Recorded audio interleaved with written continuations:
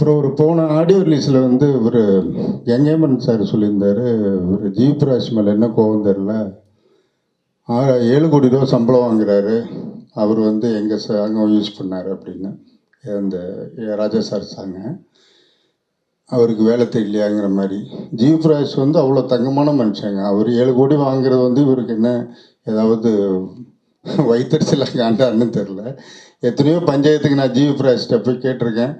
எத்தனையோ படம், இப்போ ரீசெண்டாக கூட படம் பேர் சொல்லக்கூடாது, நைட்டு ஒரு 60 லட்ச ரூபா சம்பளத்தை விட்டு கொடுத்தா என் சம்பளத்தால் படம் நிற்குதானே, விட்டு கொடுத்துறேன்னு அப்படின்னு சொல்லி எத்தனையோ படத்துக்கு வந்து ஜீப்ராஜ் வந்து கஷ்டப்பட்டு ஒர்க் பண்ணுவார், சம்பளத்தை விட்டு கொடுத்து படத்தை ரிலீஸ் பண்ணியிருக்காரு. இப்போ அவரோட தப்பு கிடையாது அந்த படத்தில் குட் பேட் அக்லியில் அந்த சாங் வச்சது, அது டைரக்டரோட விருப்பம். ஏன் இப்போ ராஜா சார் பண்ண அந்த பிதாமகனில் கூட இவர் சிம்ரன் ஆடுற சாங்கில் எல்லாம் இப்போ அந்த எம்எஸ்வி பாட்டு தான் பாடியிருப்பாங்க. அப்போ என்ன ராஜா சாருக்கு வேலை தெரியலன்னு சொல்ல முடியுமா? கரெக்டு. அதனால் அது வந்து ஒரு காலம் சீஃப் ப்ரைஸை தப்பாக எடுத்துக்க வேணாங்கிறதுக்காக நான் சொல்கிறேன். தேனப்பன் பேசினார் இல்லையா, அந்த குட் பேட் அக்லி மியூசிக்கை பற்றி இளையராஜா சொன்னார், எல்லாம் சொன்னாங்க, அதெல்லாம் கரெக்டு. அதுக்கு ரொம்ப நம்முடைய அருமை நண்பர் கங்கை அமரன் தான் கொஞ்சம் ஆவேசமாக பேட்டி கொடுத்தாரு, அதை பற்றி சொன்னார்.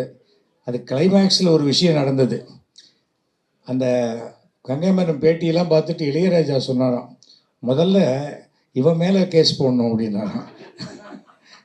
அதாவது சில சமயம் என்ன ஆகிடுது, சிலர் சினிமாவில் ஏதாவது சாதாரணமாக சொன்னால் கூட அதை எப்படி பெரிய விஷயமாக்கி ஒருத்தருக்கு எப்படி கெட்ட பேர் உண்டாக்குறதுங்கிறது வந்துடுது. அவ்வளோதானே ஒழிய இது நமக்கு மேட்ரு இல்லைன்னா சில விஷயத்த ரொம்ப பெருசாக்கிடுறோம். அந்த ஒரு காரணத்துக்காக தான் சொல்லப்படுது. ஏன்னா கங்கை அமரனை பற்றி நாங்கள் ஜாலியாக சொல்ல முடியும், ஏன்னா நல்ல ஃப்ரெண்டு எங்களுக்குள்ள. நான் கங்கை அமரன் கச்சேரி பண்ணும்போதே சொல்லுவேன், கங்கை அமரன் பேச்சு கச்சேரி ஃபிக்ஸ் பண்ணால் 4 பாட்டு ஃப்ரீ அப்படிம்பேன்.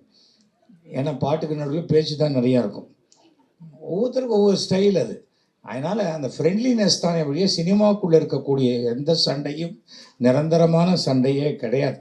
அது அந்த டயத்தில் எமோஷ்னலாக வெளில வருதே தவிர அது ஒன்றுமே இல்லை. அதே சமயத்தில் ஒரு இடத்துல பிரச்சனை இருக்குது, ஒருத்தர் நல்லவர் அப்படின்னா அதை மேடை ஏறி சொல்கிறதுக்கு இன்னொரு நல்லவரால் தான் முடியும்.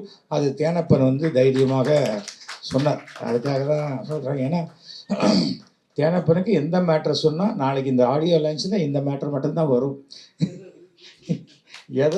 எந்த சொல்லணும் அப்படிங்கிறத வச்சுருக்கேன். ஸோ அதற்காக தான் சொன்னேன். மீண்டும் உங்கள் அனைவருக்கும் எங்களுடைய மனமார்ந்த வாழ்த்துக்கள். மேக்னா ஏன் இங்கே வந்து பண்ணுறாங்க மட்டும் சும்மா விளையாட்டுக்கு தான் சொன்னேன். மேக்னா சென்னையில் வந்து இந்த ஆடியோ லான்ச் பண்ணதுக்கு முக்கிய காரணம் அவங்க அப்பா அம்மா சென்னையில் வாழ்ந்து கொண்டிருக்கிறார்கள். அப்பா அம்மா வரணும், அவங்களுக்கு முன்னாடி இதை பண்ணணும்னு. மாதா பிதா குரு தெய்வம், பெற்ற தாய் தந்தை கல்வி போதிக்கக்கூடிய ஆசிரியர், இவங்களுக்கு கொடுக்கக்கூடிய மரியாதை நமக்கு கடவுளுடைய அருள் நேரடியாக கிடைக்கும். எப்போ அப்பா அம்மாவுக்காக இவ்வளோ முயற்சி எடுத்து வந்திருக்காங்களோ அவர்களுடைய ஆசையே இந்த படத்தை மிகப்பெரிய வெற்றி படமாக ஆக்கும். நன்றி, வணக்கம். இந்த சாங்கும் இந்த ட்ரைலரும் பார்த்துட்டு சொன்னீங்க இதில் ரொம்ப கிளாமராக இருக்குது அப்படின்னு சொல்லிட்டு, ஒரு ஃபியூ மந்த்ஸ் முன்னாடி ஒரு ஃபயர்னு ஒரு படம் வந்துச்சு. அந்த படத்தில் இருக்கிற விட அந்தளவுக்கு ஒன்றும் இல்லை, அந்தளவுக்கு கிளாமர் ஒன்றும் இல்லையே இல்லை. நான் சென்சாரில் இருந்தவன்.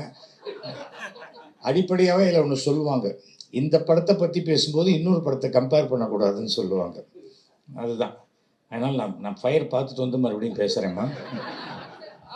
அதை முதல்ல நீங்கள் பாருங்கள் சார், பார்த்தீங்கன்னா இதை பற்றி நீங்கள் பேச மாட்டீங்க. இதை பற்றி பேச தானேம்மா வந்திருக்கேன்.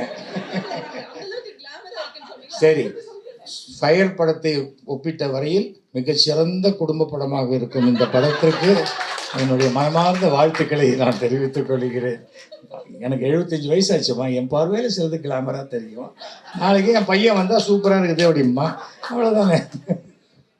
தட் இஸ் கால்ட் இந்த generation gap. Thank you so much.